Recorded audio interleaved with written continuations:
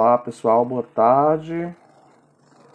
Hoje vamos conversar sobre educação inclusiva, trazendo aí algumas orientações sobre dúvidas que ainda são recorrentes nos espaços escolares. Olá Lucimeire Carvalho, saudade de você, Maiara Diniz, Adriana Manceira. Estamos começando a nossa live falando sobre educação inclusiva, trazendo algumas orientações sobre dúvidas que são recorrentes ainda no espaço escolar em relação à inclusão da pessoa com deficiência. Já já a gente começa o nosso bate-papo. Quem já quiser ir mandando perguntas também na caixinha lá de perguntas, fiquem à vontade para a gente conversar e não ficar só um discurso, um monólogo, né? É bom, um bate-papo fica mais funcional. Cecília, Maiana, quanto tempo? Mário Fontinelli, Aê, Dicas, Jodelli, Glaucia Narciso. Vamos conversar já já. Bom, primeiro vamos iniciar essa live trazendo aí algumas leis, decretos, notas técnicas que norteiam a inclusão da pessoa com deficiência, e que é interessante que nós, profissionais da educação, profissionais da saúde, que estamos transitando entre saúde e educação, que a gente possa entender sobre essa lei, né? A Glaucia está parabenizando hoje pelo Dia do Amigo. Feliz Dia do Amigo a todos vocês. Eu até coloquei uma foto minha com um café, tomando um café. Então, um brinde, um café ao Dia do Amigo, né? A cada um de nós que somos de alguma forma amigos uns dos outros. Quando a gente fala de educação inclusiva, fica parecendo que é um discurso escolar, quando na realidade é um discurso social, é um discurso familiar, é um discurso social, é um discurso da saúde, é um discurso de todos os espaços onde qualquer um de nós transitamos e configuramos como pessoa de direito. Então, quando a gente fala de inclusão da pessoa com deficiência, a gente não está falando apenas do contexto escolar. Ainda é muito centralizado nesse sentido, porque é nesse espaço, considerado o primeiro espaço de convivência social depois do grupo familiar, que a pessoa com deficiência ainda enfrenta dificuldades na sua recepção, na sua permanência, e em qualquer outra possibilidade que traga algum tipo de investimento que possibilite a esse sujeito sucesso. Sucesso no sentido de aprender, intelectualmente falando, sucesso no sentido de evoluir e tornar-se um sujeito independente, sucesso quando a gente fala de qualquer aprendizado, seja ele sistematizado ou não. Quando a gente fala de aprender, a gente precisa também sair desse universo muito centralizado no ler, escrever e calcular. Aprender transita entre diversas áreas importantes que a gente vai chamar agora de aprendizagens significativas ou múltiplas inteligências de Gardner. Então, aprender não é só ler, escrever e calcular. Aprender é também dominar o movimento, as relações pessoais, as relações intrapessoais. É também se destacar de alguma forma nas artes, seja ela a arte que for.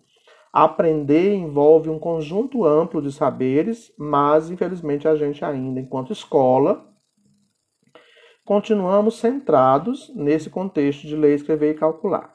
Então, quando eu falo da pessoa com deficiência nesse contexto de escola, daí eu trouxe o tema educação inclusiva e dúvidas escolares, é porque a gente ainda tem algumas perguntas muito simplistas que se repetem no espaço escolar, como se fosse ainda um grande empecilho para receber esse sujeito e para criar ferramentas que mantenha esse sujeito nesse espaço, evoluindo de alguma forma. Isso mesmo, Mari. A Mari está colocando aí as competências socioemocionais que a BNCC, né, que é a Base Nacional Comum Curricular, está defendendo agora, quando na realidade competências socioemocionais a gente já deveria trabalhar o tempo inteiro e faz parte das nossas convivências, faz parte da construção desse sujeito afetivamente falando. Então a BNCC só veio legitimar o que a gente já trabalha muitas vezes sem saber, ou deveria dar um pouco mais de importância nesse sentido. Quando a gente fala da inclusão da pessoa com deficiência, a gente fala da inclusão em todos os sentidos. Ah, mas ele não vai ler como os demais, mas ele vai aprender outras questões importantes, né, para ele, que talvez não seja importante para você. Então, é interessante que a gente olhe nesse sujeito o que é emergencial enquanto ferramenta de trabalho, para que esse processo de inclusão não fique restrito ao processo de ler, escrever e calcular, que ainda é tradicionalmente a base que sustenta a escola. O aluno que copia do quadro, o aluno que fica quietinho na sala, o aluno que não atrapalha a aula, o aluno que chegou ao final do ano bem quietinho, mas não atrapalhou a aula, não criou nenhum tipo de desconforto, mesmo que ele não tenha aprendido, esse aluno é considerado um aluno de escola, um aluno bem recebido pela escola. Mas se ele levanta, se ele pergunta, se ele tem dificuldades ou se ele tira o nosso conforto, vem perguntas do tipo: será que o lugar dele é aqui? Então a gente tem que pensar o que é aprender e como é aprender. Ontem eu falei numa live sobre a importância que a gente deveria dar enquanto professor de sala de aula, enquanto profissional do atendimento, seja ele clínico ou institucional, importância dada à observação de como o nosso aprendente pode melhor aprender, como ele pode melhor se desenvolver. Que a gente continua comprando o jogo e aplicando esse jogo. A gente continua trabalhando em sala de aula no programa de ensinar, como se todo mundo aprendesse do mesmo jeito.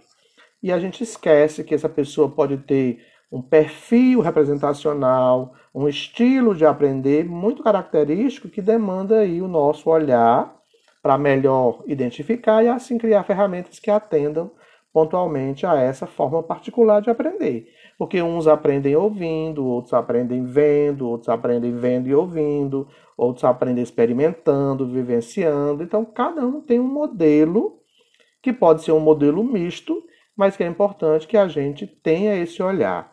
O foco não é mais em como ensinar, mas em observar como o nosso aprendente pode aprender, tá? Então, antes de trazer as principais dúvidas que a gente ainda tem no contexto escolar, é importante que a gente, enquanto profissional do atendimento, você que está aí me ouvindo, que trabalha na sala de recurso multifuncional, o famoso AEE, né, que a gente continua chamando a sala de AE, quando na realidade é sala de recurso multifuncional, que faz o atendimento educacional especializado. Então, conheça o decreto 7611 de 2011, né, que ele substituiu o decreto 6571 de 2008. Então, o 7611 de 2011 é o que vai dizer o que é esse espaço, como ele é composto, que profissional pode atuar nesse espaço, qual a formação que ele deve ter, quais são as suas competências, quais são as suas atribuições, quais são os tipos de serviço que ele oferece, quem é o público-alvo desse serviço, para assim, de posse desse conhecimento, a gente não ter que criar um tipo de serviço que não é o serviço proposto pela sala de recurso multifuncional, né? A Mari está perguntando como você acha que precisa ser essa futura volta escolar para essas crianças e adolescentes, questão da dinâmica de aprendizado e acolhimento. Eu já tenho falado, Mari, em outras lives, que a gente precisa começar a trabalhar as nossas crianças, especialmente as crianças com autismo, para esse retorno presencial, com duas ressalvas. Se a criança for muito ansiosa, não comece a preparar agora. Deixe para avisar mais próximo da data de retorno. Porque se ela for ansiosa e você começar a trabalhar esse retorno, né, o aviso para esse retorno, ela vai começar a ter um outro problema aí, que é o quadro de ansiedade, a inquietação, ficar perguntando, ficar achando que já vai estar próximo do dia de voltar. Isso gera um outro comportamento que é insatisfatório. E aquela criança que não tem essa dificuldade já pode ir começando a trabalhar, porque a gente vai ter um outro grande desafio. Eu comentei isso ontem numa live. A gente vai ter um grande desafio, que é a volta. Depois de 5 meses parado ou afastado do espaço presencial, a gente vai ter que voltar e vamos ter um desafio, que é resgatar a motivação e o interesse para essa vivência presencial. Retirar o celular e oferecer agora outros recursos. E não é só com o nosso aluno com deficiência, é com qualquer aluno, independente da condição que ele se apresente, tá? Então vamos seguir aqui. Nota técnica 09 de 2010, para quem trabalha nos centros de atendimento educacional especializado, é importante conhecer. Nós temos vários centros, núcleos de atendimento, que é composto pelo profissional da educação e por equipes multidisciplinares. Lei 12.764, que é a lei brasileira que trata do direito da pessoa com autismo, que é a Lei 12.764 de 2012. Nota técnica 24 de 2013, que ela reforça a não obrigação da família em ter que pagar por um cuidador, caso a criança precise. Lembrando sempre que nem toda criança com deficiência precisa de um cuidador. É preciso se comprovar a necessidade desse profissional para, assim, correr atrás, né, de cobrar de quem é de competência a presença desse profissional. Mas a nota técnica 24 de 2013, ela reforça que a família não tem obrigação de pagar. É competência da escola, do poder público, da escola privada e da escola pública. A nota técnica 04 de 2014, que é interessante também, que diz que a inclusão de qualquer aluno com deficiência não está vinculado à apresentação de um laudo médico. A adaptação curricular, adequação curricular, o atendimento inicial no AEE, né, não está atrelado a um laudo médico, porém é importante que conscientize a família para buscar por esse laudo, já que a gente precisa de ferramentas de informação para entender melhor como esse aluno funciona. A nota técnica conjunta 02 de 2015, que a gente ainda não tem, que é o atendimento educacional especializado na educação infantil. A Lei 13.146 de 2015, que é a Lei Brasileira de Inclusão, que substitui o Estatuto da Pessoa com Deficiência. O que mais? Pronto. E a Resolução 456 de 2016, que é do Conselho Estadual de Educação, onde ela traz orientações para o funcionamento da educação inclusiva no estado do Ceará. E é em cima dessa nota técnica, dessa resolução do Conselho Estadual de Educação e do parecer 284 de 2015, que a gente vai começar a trazer questionamentos que as escolas ainda colocam enquanto dúvidas nesse processo de inclusão. É obrigação da escola ter um terapeuta? É obrigação da escola ter fono, ter psicólogo, ter assistente social? Não, não é obrigação ter. Mas é importante que se entenda que núcleos de atendimento de ordem pública, que são financiados pelo Estado, pelos municípios, podem atender às demandas que estão nas escolas. O ideal é que a gente tivesse terapeuta, fono, psicólogo, assistente social, pedagogo em todos os espaços escolares, ou pelo menos para cada 2 ou 3 escolas, uma equipe multidisciplinar para dar cobertura às pessoas que precisam desse serviço. E a demanda é muito maior do que a gente possa imaginar, né? Então, a primeira questão que eu trago da Resolução 456 de 2016 e desse parecer 284 é: quantos alunos com deficiência eu posso ter em sala de aula? Até quantos eu posso ter em sala de aula? Eu já tenho 2, não posso mais colocar nenhum. Olha só, não existe quantitativo estabelecido por lei de alunos com deficiência por sala de aula. Ah, mas tinha uma resolução anterior que falava isso. Resolução não é lei. Resolução é orientação que vai de encontro ao bom senso da escola. O que a resolução anterior dizia? Ela dizia que a cada 2 alunos com deficiência em sala de aula se reduziria a quantidade de alunos sem deficiência. Isso pareceu uma forma discriminatória para dizer que esse aluno é tão problemático que eu tenho que reduzir uma quantidade dos demais. E isso acabou em 2016 com a resolução 456, que diz: não há uma regra em relação a isso, né? E isso vai partir do princípio de que a escola deve ter bom senso para não colocar uma quantidade grande de alunos com muitas dificuldades no mesmo espaço, atrapalhando a dinâmica desse grupo e do outro grupo que não tem tantas dificuldades como esse. Então, o que é que acontece em algumas secretarias?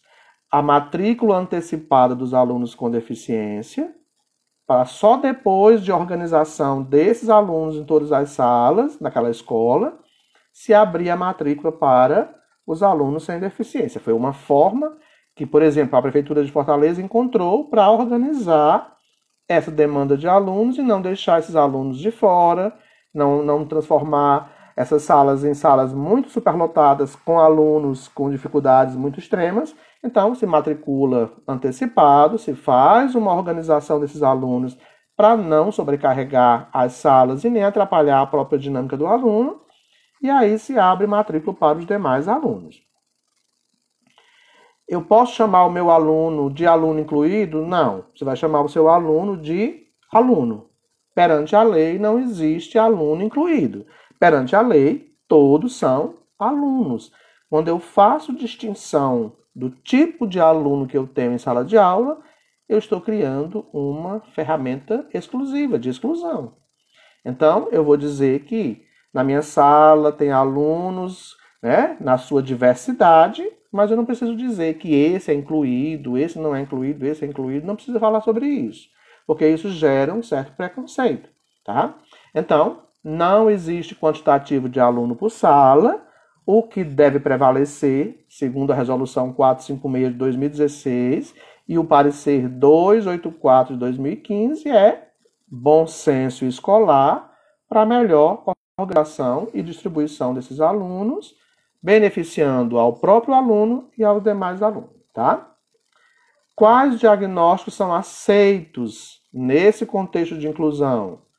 Todos. Não existe ferramenta legal que diga que você não vai receber esse aluno porque ele tem esse ou aquele diagnóstico.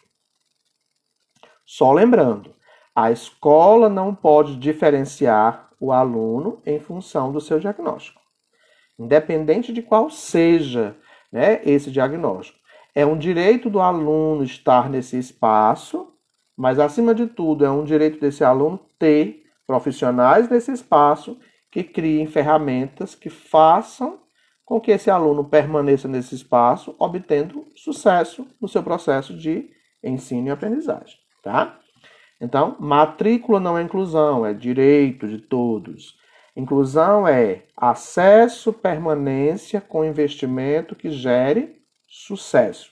E a gente só tem sucesso quando existem pessoas por trás trabalhando para que esse sucesso possa acontecer. Então, todos os alunos, independente da condição diagnóstica que apresentem, são alunos de direito nesse espaço escolar.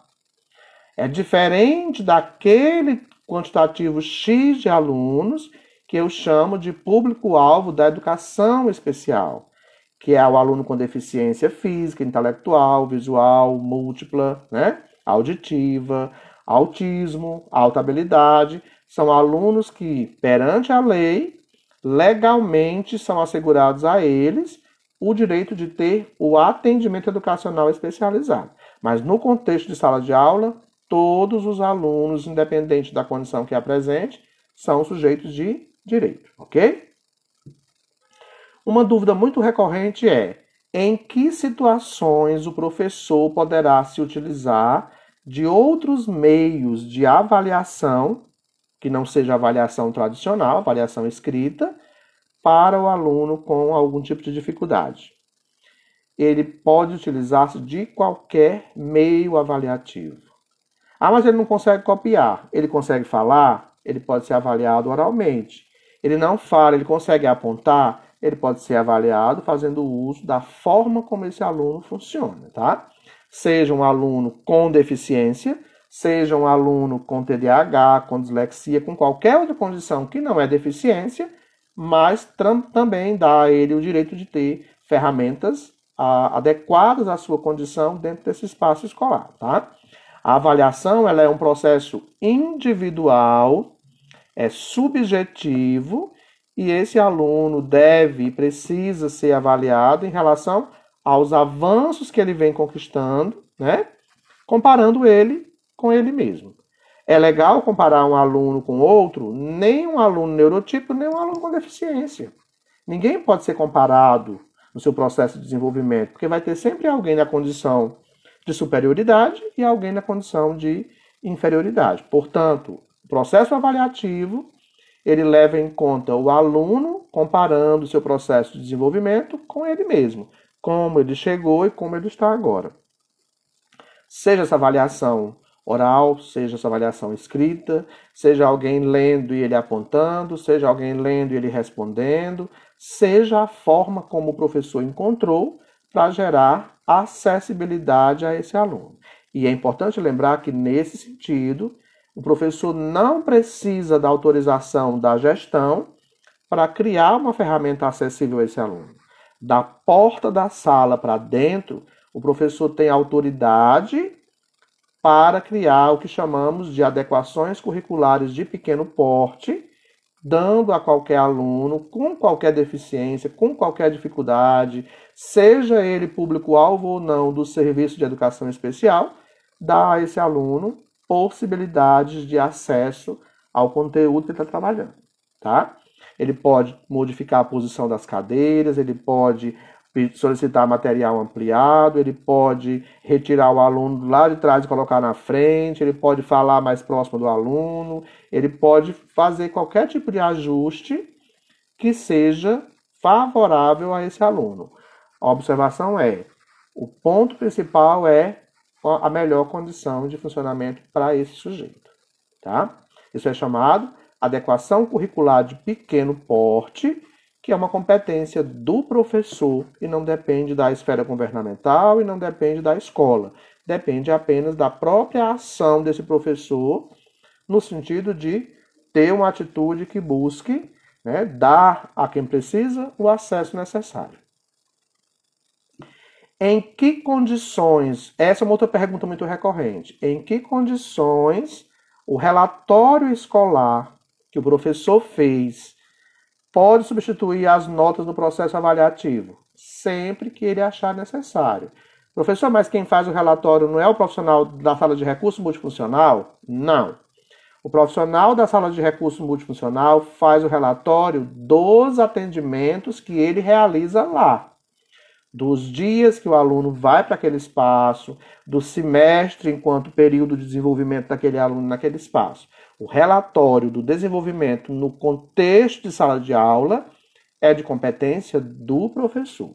O relatório do atendimento pode auxiliar o professor, mas ele não substitui e não tira a obrigação do professor de fazer o seu relatório de desenvolvimento. E o que eu faço com esse relatório se a escola está pedindo uma nota? Você vai pegar esse relatório que você fez, descrevendo como o aluno chegou, quais eram as dificuldades dele, o que ele aprendeu, seja o aprendizado que você conseguiu observar, comunicação, socialização, tolerância, comportamento, leitura, qualquer situação que você observou, você registra nesse relatório. Esse relatório deve ser anexado à pasta do aluno, para que em momentos posteriores outras pessoas possam ter acesso a ele. Ah, mas peraí, a escola está cobrando que eu dê uma nota. Qual o problema? Pega o relatório e transforma o que você viu enquanto evolução em um conceito numérico. O nosso problema ainda é o modelo cartesiano escolar. A gente está mensurando com o número o que o aluno aprendeu. Vamos entender uma coisa. Se eu tirava sempre 8 e agora tirei 9, e se um aluno com deficiência tirava sempre 1 e agora tirou 3, quem evoluiu? Eu que tirava 8 e passei a tirar 9, ou o aluno que tirava 1 e agora tira 3? Quem cresceu em desenvolvimento? O aluno que tirava um número muito baixo e conseguiu 2 números acima. Não dá para a gente trabalhar aprendizado enquanto compreensão mensurando numericamente o que a gente chama de modelo cartesiano de aprendizado, que é essa mensuração do saber a partir de um número. Então, faça o relatório, descreva o que o aluno conseguiu evoluir ou não evoluir, e se for o caso, dê um conceito numérico. Professor, mas eu recebi uma orientação, não sei de quem da secretaria, que disse que o aluno especial eu tenho que dar um 6 a ele. Eu não tenho que dar um 6 a ele. Você pode até dar um 10 se você quiser, mas não tira de você a obrigação de estimular, de buscar por recursos, de criar ferramentas de acesso, de se preocupar com esse aluno, de adequar o seu material de aula e de conteúdo concreto à realidade desse aluno. Não tira de você essa obrigação. O problema é que quando alguém chega com um laudo em sala de aula, muitos professores pegam esse laudo, vão estudar o que é aquele laudo e vão pensar em ferramentas que venham de encontro ao auxílio que eu posso dar às dificuldades que esse laudo traz. Outros professores pegam esse laudo, colocam do lado e dizem: vou dar um 6 porque ele é especial, pode deixar sair porque ele é especial, vou promover porque ele é especial, e desistem de estimular. Eu não estou condenando escola nem professor. Eu estou dizendo que nós temos quem investe a partir do conhecimento que tem sobre o aluno e quem, de posse dessa informação, desiste do aluno. Então, o que a gente tem que fazer é, de posse do diagnóstico ou não, a minha obrigação é pensar nesse aluno, elaborar material que atenda a esse aluno, trazer ferramentas que venham de encontro a esse aluno, dando acessibilidade. Acessibilidade, ela é muito mais do que uma questão de ordem estrutural. Ela é mais de atitude de quem oferece do que do próprio espaço organizado, tá? Então é importante pensar nisso. Eu tenho que criar ferramentas que dê a esse aluno acesso. Daí eu sempre faço uma pergunta. No dia do seu planejamento, junto com outros professores, quantas vezes você lembra, na hora de fazer uma aula, preparar uma aula semanal ou mensal, na hora de elaborar uma atividade, uma avaliação, quantas vezes você lembra que naquela sala de aula tem alunos que ainda não conseguem segurar o lápis, que ainda não sabem ler e escrever? Ah, eu sempre lembro. Não, você não lembra. Porque se você lembrasse, você não faria a mesma prova, a mesma avaliação, a mesma atividade, a mesma aula. Você faria uma avaliação que contemplasse ao grupo, mas pensaria em ajustar essa mesma avaliação a cada situação particular que pode demandar de um ajuste. Isso é adequação curricular. Quando a gente pensa dessa forma, a gente está fazendo inclusão. Eu estou respeitando o outro na sua forma diversa de se apresentar. É preciso que a gente repense um pouco sobre isso, tá? Que a gente continua avaliando do mesmo jeito, com a mesma avaliação, é a mesma atividade, é a mesma aula, é a mesma explicação, e isso não contempla nem a quem não tem deficiência. Imagine a quem tem uma dificuldade. Ah, mas na minha sala não tem ninguém assim. Toda sala de aula tem alguém com dificuldade, independente de ter um diagnóstico ou não. Se você olhar direitinho, vai ter aluno ali com mais dificuldade que a gente possa imaginar, tá? Wilnes, todas as lives ficam gravadas lá no meu IGTV, no Instagram, tá? Vamos aqui à próxima pergunta. Todo aluno de inclusão deve ser automaticamente aprovado de série, independente de outras questões afetivas, cognitivas e sociais? Primeiro, não é adequado o termo aluno de inclusão. Vamos chamar de aluno. Quando a gente diz aluno de inclusão, a gente já gerou ali uma certa exclusão para esse sujeito. O aluno com deficiência deve ser considerado um aluno como qualquer outro, tá? A aprovação desse aluno deve levar em conta os ganhos que ele teve, a idade e a série em que ele está. Não pode haver distorção de idade séria. Eu não posso colocar um aluno de 15 anos com uma turma de alunos com 7, 8 anos. Eu tenho que ter esse bom senso para colocar o aluno com alunos de tamanho similar, mas ele não consegue aprender ainda como os demais. Não importa. Eu tenho que pensar sempre no melhor para esse aluno. Eu não posso colocar um adulto junto com um grupo de crianças, tá? A gente tem que pensar um pouquinho sobre isso. O importante é que se pense sempre no melhor para esse aluno, ok? Vamos lá. Se a família preferir... deixa eu voltar aqui. Vou voltar aqui para a pergunta anterior. Pronto. Professor, ele não conseguiu aprender como os demais da sala. Eu devo promover esse aluno? Mas como é que eu vou promover esse aluno se ele ainda não aprendeu as demandas que essa sala está cobrando? Se ele não atingiu os marcos de aprendizagem da série seguinte? Aí, às vezes, a gente, para ser muito educado, dá uma resposta como essa que eu vou dar para vocês. Do mesmo jeito que você aprovou uma sala inteira que não aprendeu tudo aquilo que você esperava que ela aprendesse. Porque a gente tem isso ainda. Parece que a preocupação em promover é pelo laudo e não pelo aluno. Se a gente fosse analisar direitinho, Talvez aquele aluno com deficiência conseguiu mais avanços do que aquele aluno que não tem deficiência. Eu tenho acompanhado de perto alguns professores nas aulas online, nesse período de pandemia, e o que eu tenho observado, a cada vez que eles vêm me contar, eu dou uma resposta para eles. Quem mais participa na execução das atividades em casa, a família que mais participa, a mãe que mais acompanha, é a mãe daquele aluno com deficiência e é o aluno com deficiência. Ele manda fotos da atividade, ele manda vídeos fazendo a atividade, ele manda áudios comentando a atividade, do jeito dele, mas manda. Enquanto que os demais alunos sem deficiência, tá lá o professor garimpando, cobrando, perguntando, mandando mensagem para o pai, para a mãe, para que o aluno mande a atividade, porque ele ainda não fez nenhuma atividade, enquanto que aquele com dificuldades tá lá conseguindo fazer do jeitinho dele, mas está conseguindo fazer. Quem está atendendo socialmente a esse modelo? Os com deficiência ou os sem deficiência? É importante que a gente pense um pouquinho sobre isso, né? Professor, se a família preferir, por diversos fatores, que o aluno refaça o ano, como a escola deve proceder em termos legais?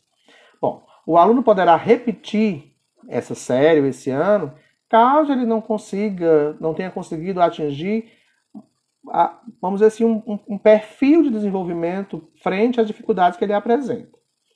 Porém, eu não posso ficar retendo esse aluno ano a ano. Mas eu só posso promover quando ele atingir os marcos de aprendizagem da série seguinte. Se você for esperar que ele atinja todos os marcos da série seguinte, ele não vai ser promovido nunca. Você vai promover levando em conta idade, série, levando em conta como ele estava e como ele conseguiu chegar até aqui, avaliando esse aluno, sempre comparando ele com ele mesmo, tá? Essa é uma decisão legal, é uma decisão pedagógica, mas deve também respeitar, muitas vezes, em alguns momentos, a postura da família. Só reforçando para a família que não é legal ficar retendo ano a ano. Ele pode ser retido por um ano, sim, mas dependendo da frequência, dependendo se ele faltou muito, né, se ele não teve o esperado enquanto desenvolvimento. Então, cada caso é uma situação que merece um estudo, mas não pode ser generalizado, né? A Carol está dizendo que tem um filho autista que antes gostava de ir à escola, mas algo aconteceu e ele não está querendo nem falar na palavra escola. Não sei como resolver isso junto com o professor. Antes da pandemia ou já estava acontecendo antes mesmo? Porque às vezes acontece alguma coisa de brincadeiras, de bullying, que em vez da criança, e no caso do autista que não consegue verbalizar esse episódio, ele vai criar um comportamento de resistência. Então é importante investigar se aconteceu alguma coisa no contexto escolar como um todo, seja em sala de aula ou fora da sala, que fez com que ele criasse essa antipatia pela escola. Isso vai acontecer com crianças com deficiência e com crianças sem deficiência também. Poliana está dizendo que é uma realidade, sim, tanto nas devolutivas do AE quanto na sala de aula comum. Verdade, Poliana. Os alunos com deficiência, né, os alunos nessa condição têm dado um show de participação nesse momento. O que você atribui à pouca participação dos responsáveis por alunos não deficientes nas lives? Nas lives? Como assim? Não entendi. Nas aulas remotas? Álvaro Augusto, eu não entendi a pergunta. O que você atribui à pouca participação dos responsáveis por alunos não deficientes nas lives? Não sei se é nas lives ou nas aulas remotas. Eu acho que nas aulas remotas, né? Olha, dependendo do contexto familiar, muitas vezes, vamos falar de escola pública, né? Muitas vezes a família vai deixando a cargo do aluno, entendendo que esse aluno vai ser responsável pelo próprio dinamismo da escolarização dele e acaba muitas vezes que o aluno vai levando do jeito que ele quer. A gente tem registrado essas dificuldades, como por exemplo, famílias que têm um celular e aquele celular não pode ficar com o aluno porque o pai trabalha ou a mãe trabalha. E aí esse aluno mal tem acesso a essa informação virtual porque tem só um aparelho em casa e ele não consegue dar esse feedback. Ou a família também não está acompanhando de perto. Tá. Álvaro, nas lives como essa, Álvaro, só participa das lives quando você tem interesse pelo assunto. E aí a família de alunos não deficientes possivelmente não vai despertar tanto interesse em uma live sobre deficiência, porque é como se você só pudesse sentir a dor quando ela chegasse em casa. É a mesma coisa de você pensar em respeitar o direito do outro, quando agora você sente o prejuízo do não respeito a esse direito. Então, as lives elas vão sendo visitadas de acordo com o assunto e do que o assunto seja interessante ou não a cada participante. Então, a gente atribui aqui, por exemplo, nós temos aqui em sala, na live, professores que trabalham com educação inclusiva, familiares de pessoas com deficiência, profissionais da saúde que trabalham com atendimento. Então, a live ela vai muito de encontro ao interesse de quem vai assistir, né? Então, nesse sentido, aí, a família de alunos sem deficiência talvez não vá despertar interesse em assistir uma live sobre deficiência, já que isso não está acontecendo dentro de casa. É mais ou menos esse modelo social que a gente tem, né? A outra pergunta é, professor, é ilegal a contratação de um estagiário por parte da família para acompanhar o aluno com deficiência? Não é que seja legal ou que seja ilegal. A condição de cuidador, de itinerante, de acompanhante terapêutico, né? A gente tem vários nomes. O que a lei 13146, 13146, isso, de 2015 traz é o direito ao cuidador, que ela vai chamar de profissional de apoio escolar. Profissional de apoio escolar é o cuidador, é o profissional do AEE, é o intérprete, é o guia intérprete, né? Então, todos aqueles que dão suporte à pessoa com deficiência são chamados de profissionais de apoio escolar, sendo que cada um tem sua nomenclatura específica. O intérprete vai dar suporte ao surdo, o guia intérprete ao surdo cego, né? O profissional do AE vai atender a demanda de pessoas público-alvo desse serviço. Então, cada um vai atender a sua demanda específica. No contexto de alunos com dificuldades na alimentação, na locomoção, na higienização ou em comportamentos, nós temos aí a possível necessidade de um cuidador, que alguns municípios chamam de estagiário, chamam de profissional de apoio, tem vários nomes, né? Então, cuidador é aquele que cuida. Então, é obrigação, se comprovada a necessidade desse profissional junto a esse aluno, é obrigação do Estado, é obrigação do município e é obrigação das escolas privadas ter mão de obra humana suficiente para dar suporte a essa pessoa que se precisar dessa mão de obra humana, tá? Mas na minha escola, que é municipal, não tem esse cuidador e meu filho precisa de um cuidador. Ok, o primeiro caminho para se buscar esse cuidador é a negociação amistosa. Conversa com o diretor, explica a situação, peça para quem atende justificar com o relatório a importância de um cuidador, peça que o professor de sala de aula faça um relatório justificando a importância de um cuidador e aí a escola vai até a Secretaria de Educação e reivindica esse profissional. O que está acontecendo é que muitas famílias estão reivindicando esse profissional para todo e qualquer aluno com deficiência. E nem todos precisam. Só tem direito a esse profissional de cuidados aquele aluno que ainda não come sozinho, que não anda sozinho, que não faz suas necessidades sozinho, ou que tem comportamentos que precisem desse monitoramento, tá? Isso se aplica tanto à escola pública quanto à escola privada. A escola privada não pode cobrar nenhuma taxa diferenciada de matrícula, nenhuma mensalidade e nem obrigar a família a contratar.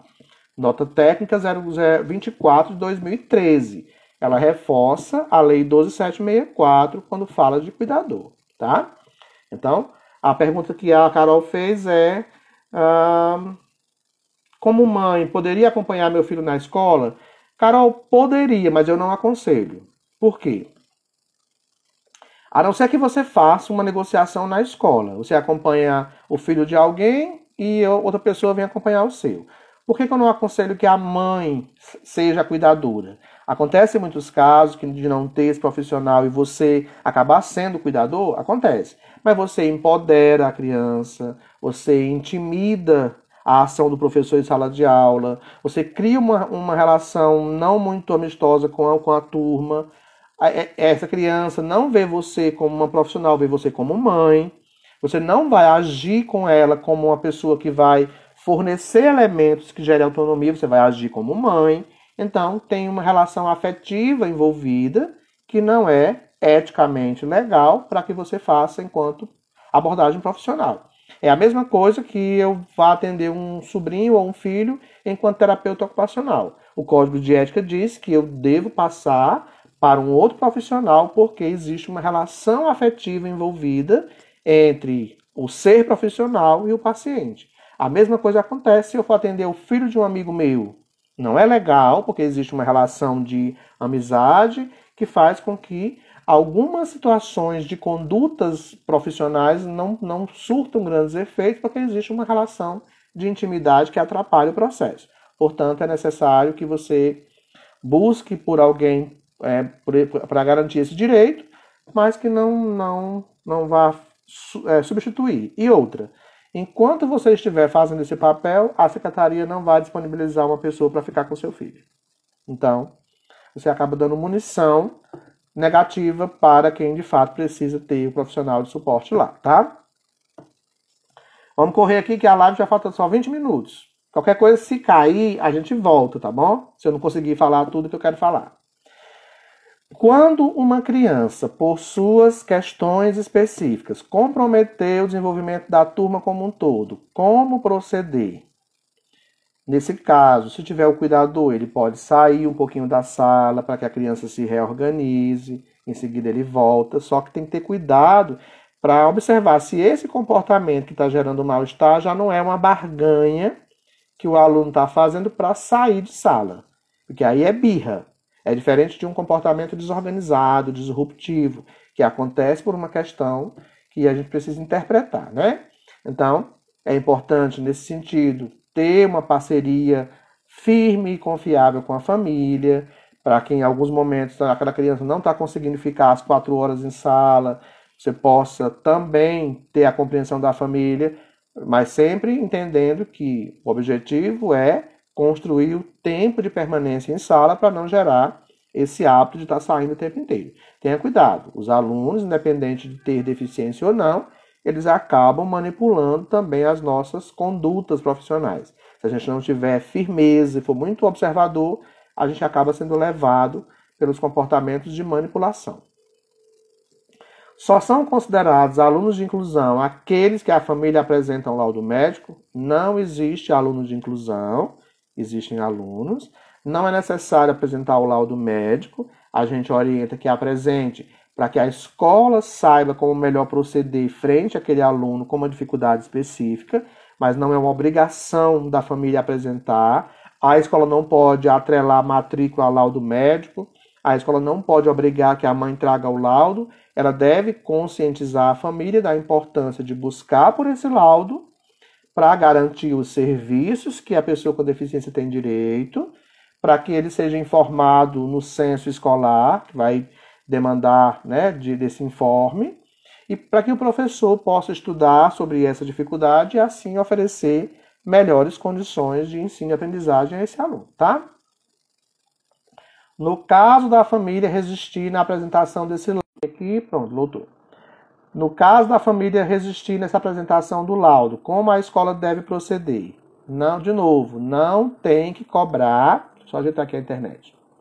Não tem que cobrar da família laudo nenhum e a família não pode ser coagida no sentido de ter que apresentar esse documento. Lembrando que é opcional por parte da família, mas é importante que ela apresente para que a escola conheça melhor aquele aluno e assim crie ferramentas que dê a ele possibilidade de avanço.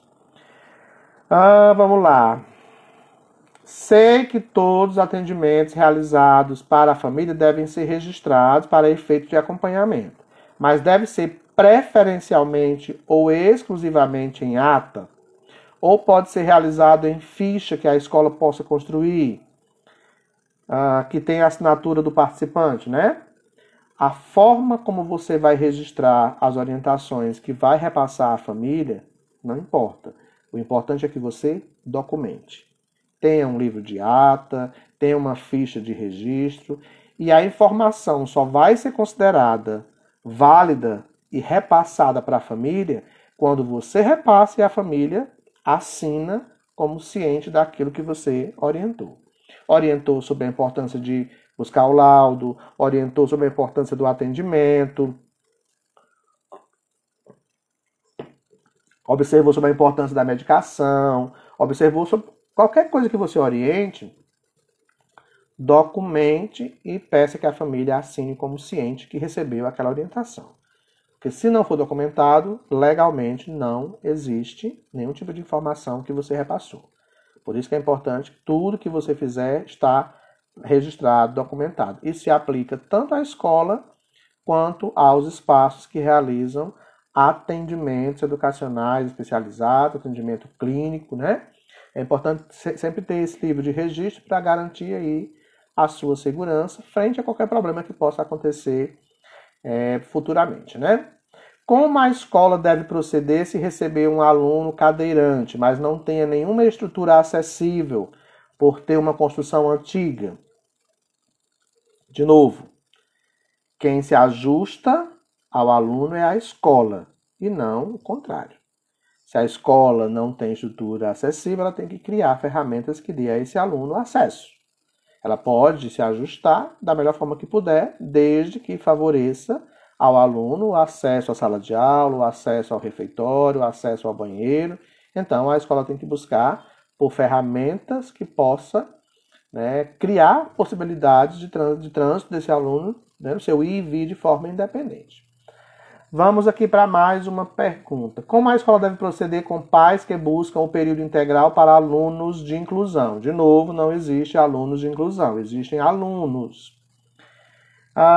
Olha, é um direito do aluno, é um direito da família. Eu, particularmente, não aconselho a família a colocar um aluno, dependendo da dificuldade que ele tenha, tempo integral no espaço escolar. É exaustivo. O aluno fica estressado, o aluno fica fadigado, ele não vai produzir bem. Né? Se nenhum aluno neurotípico produz 100% passando o dia inteiro na escola, imagine alguém que precisa dormir, que tem o horário da medicação, que tem um outro tipo de rotina que pode ser diferenciado. Alguns podem funcionar bem, outros não funcionarão tão bem. Mas aí é uma negociação que vai acontecer entre a família e a escola, tá? Como a escola deve proceder com pais que, de forma sutil, acabam negligenciando os atendimentos que o filho necessita, comprometendo seu desenvolvimento integral e, consequentemente, seu desenvolvimento escolar. Bom, de novo, a escola deve manter uma relação amistosa com a família e vice-versa, um diálogo aberto, firme, né? Sempre levando em conta a orientação que dê à família o entendimento de que aquela orientação que a escola está oferecendo é para o melhor desenvolvimento daquele sujeito. No entanto, a escola não poderá condicionar a permanência do aluno em sala de aula frente à não permanência ou não frequência dele nos atendimentos, tá? Então, uma coisa é o espaço clínico, outra coisa é o espaço escolar. Ela pode cobrar que ele leve para o atendimento educacional especializado, mas é sempre importante lembrar que esse serviço ele é opcional. Ele não é uma obrigação. A gente é que precisa levar para a família a importância que esse serviço tem para o pleno desenvolvimento do seu filho. Poliana está perguntando, tem que saber que para estar na escola, o aluno necessita de saúde, verdade? Poliana, muito bom colocar isso. Ele vai entrar em sofrimento não tendo o tempo livre, verdade, falando do tempo integral, né? Olha só, gente, tem um movimento acontecendo que eu preciso falar. Eu sou muito linguarudo, eu vou falar. Famílias festejando em redes sociais pela lei que tira a obrigatoriedade da pessoa com transtornos sensoriais, com autismo, com condições comportamentais, do uso da máscara nesse período de retorno presencial ou nesse período de isolamento social. Gente, a não obrigação do uso da máscara para pessoas que têm essas dificuldades é respeitando as suas dificuldades. O que não quer dizer que essas pessoas estejam imunes ao contágio. O que a gente tem que fazer não é festejar a lei. A gente tem que trabalhar com os nossos filhos, criança, adolescente e adulto, de forma lúdica para que ele possa ser atendido no uso dessa máscara, que vai fortalecer o possível, né, a possível defesa em relação ao contágio. A lei, ela criou essa não obrigatoriedade enquanto punição, mas não tira do seu filho a possibilidade de se contaminar. Portanto, é necessário que a gente trabalhe da forma que puder. É lógico que eu sei que alguns não vão usar, porque tem mais dificuldades, mas que a gente possa trabalhar de forma lúdica para que essa máscara seja bem recebida e assim a criança esteja protegida. Não é porque a lei está dizendo que ele não tem obrigação de usar que eu vou sair por aí com ele sem máscara. Se a gente, né, está usando o tempo inteiro, imagine que algumas crianças que já são mais vulneráveis, que já adoecem com mais facilidade. Então, não é para festejar a lei. A lei, ela aconteceu para que você não seja punido financeiramente com uma multa. Mas enquanto ferramenta de exposição, você vai continuar mais exposto que os outros.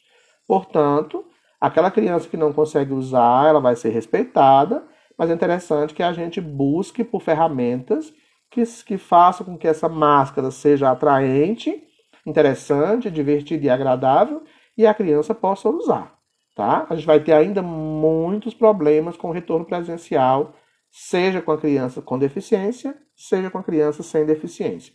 Por isso que a estimativa para o retorno presencial é que os casos de Covid-19 eles aumentem de forma assustadora, né? Temos ainda 8 minutos de live. Tudo é treino, é verdade, Beth. Quando você trabalha, eu sei que alguns vão ter mais dificuldade, outros menos dificuldade, mas o fato é que se a gente insistir, a gente vai conseguir algum êxito, né? Quando a escola já excedeu o quantitativo de alunos de inclusão, como deve proceder? Já falamos que não existe quantitativo de alunos. Então, a Desirê está dizendo que tem um que ama carros e a mãe fez uma máscara com estampa de carros. É isso aí.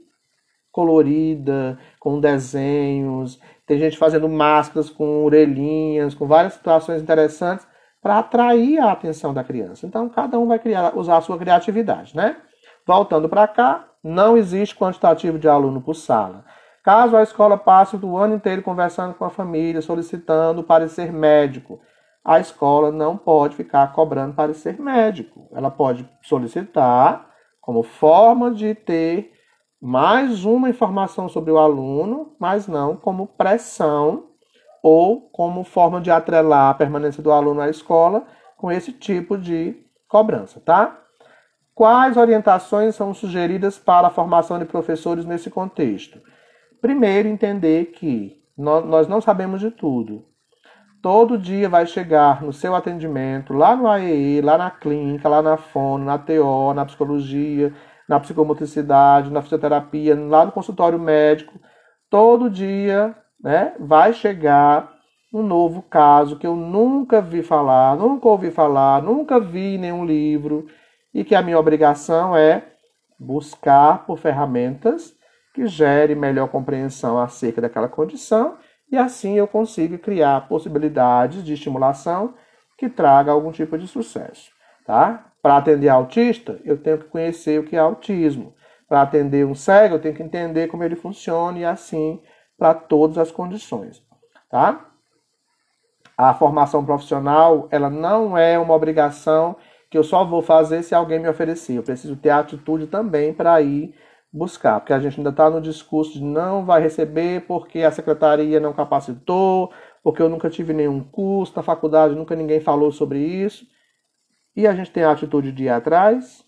O que mais tem, como o colega colocou aí, é live falando sobre diversas temáticas. A gente tem curiosidade para ouvir essas lives. Se eu não fiz um curso, informação a gente tem aí de sobra. É só ir no meu Instagram, tem 40 e tantas lives, 200 e tantos vídeos.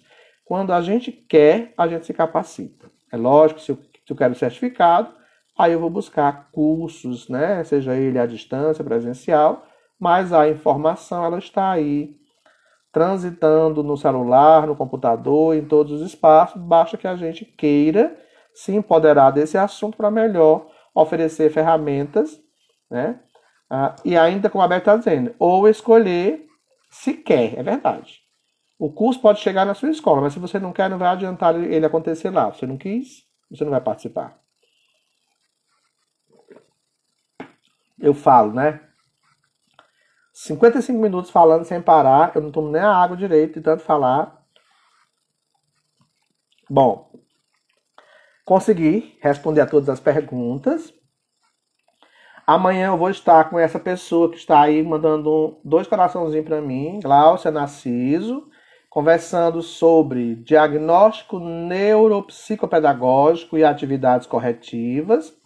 Vamos falar de dislexia, descalculia, disgrafia, desortografia, neurociência, função executiva, a importância do diagnóstico, a importância do entendimento da condição para pensar em estratégias. Daniel está dizendo que tem uma série coreana bem legal sobre saúde mental, que também trata sobre autismo. Tem, claro, ressalvas, lógico, tem ressalvas importantes e também culturais, né, Daniel? É necessário apropriar-se do conhecimento disponível, Glaucio está dizendo. Poliana diz que amanhã vai estar aqui. Professor Paulo, como sempre foi ótimo, obrigado, Paulo. É sempre um prazer conversar com vocês. Eu não faço mais live porque já estou esgotando os meus assuntos. Quem tiver assuntos para discutir, manda para mim. Me chama lá no WhatsApp ou no direct. Me manda sugestões de temas que a gente pode retomar as lives. Ontem eu fiz uma sobre jogos e estimulação cognitiva. Hoje, educação inclusiva. Amanhã, sobre diagnóstico e atividades corretivas para as dificuldades ou transtornos específicos da aprendizagem. Lá isso vai ser às 18 horas, tá? Eu e Glaucio vamos conversar sobre esses assuntos para que a gente possa também levar informações a outra demanda de alunos que não são alunos com deficiência, mas que precisam também do olhar do professor e da compreensão da família da importância da abordagem psicopedagógica, neuropsicopedagógica, fonoaudiológica, terapêutica ocupacional, né? E de tantas outras áreas importantes do processo de intervenção, tá? Bom, amanhã eu conto com a presença de todos vocês. A gente tem mais 3 minutinhos de live, mas eu acho que até sábado ou domingo eu vou fazer de novo uma live todo dia. Amanhã tem essa com a Glaucia, eu vou pensar numa outra temática. Sempre que está chegando novos jogos aqui na Steam, a gente está fazendo divulgação dos jogos, mostrando as funções desses jogos. A gente tem, talvez, até a próxima semana, uma demanda de jogos chegando, recursos bem interessantes, e aí, conforme eles forem chegando, a gente vai agendando com vocês um novo encontro para conversar sobre essas temáticas, tá? Bom, amanhã a gente conversa sobre esse assunto. Eu queria agradecer a presença de cada um de vocês. Pronto, de Lara trouxe um assunto.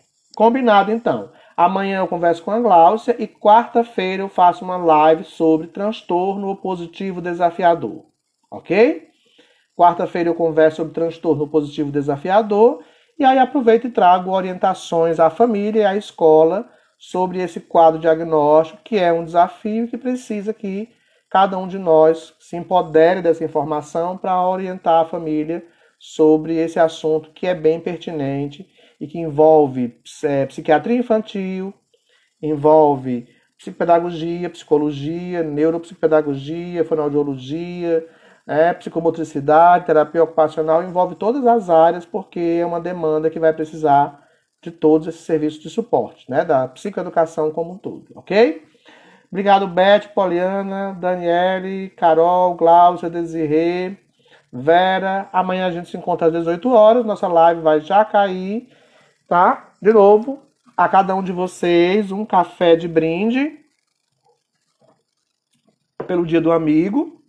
Minha amiga Daniele tá na sala, a gente é amigo já faz 23 anos, Daniele. Beijo pra você. E os demais, a gente tem construído essa relação de amizade ao longo dos anos e é sempre um prazer estar na companhia de vocês, virtual ou presencial. Beijo, até amanhã.